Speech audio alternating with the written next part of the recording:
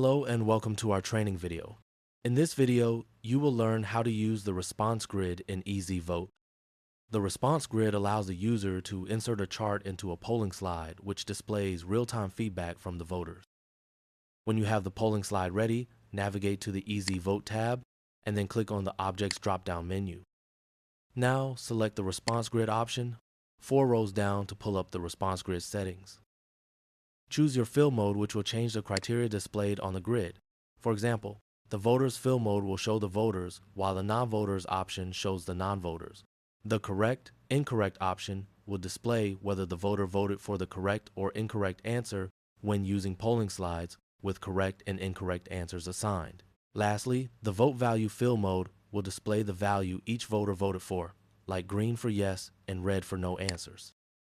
Next, the fill text settings will adjust what is displayed on the grid to represent the voters. If you just wish to display the keypad ID numbers to the audience, select the keypad range option and then input the desired range. In my scenario, I have 5 voters, keypads 1 through 5. So I will adjust the keypad range accordingly. Alternatively, I can choose to show the participants' names by selecting the participants fill mode, but this will only work if you have set up a participant list. You may adjust the grid fill color to your liking and then be sure to select the Insert Grid option when finished. Now, you can see the grid at the bottom of the polling slide.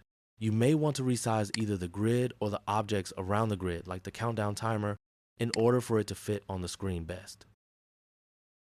I will open up the vote, and you will notice the grid filling as I cast votes.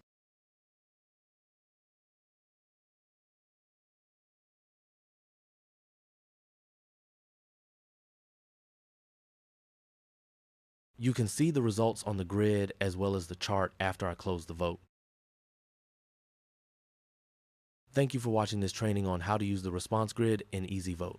If you have any questions, please contact our support team or visit our knowledge base. Links will be provided on screen and in the video description.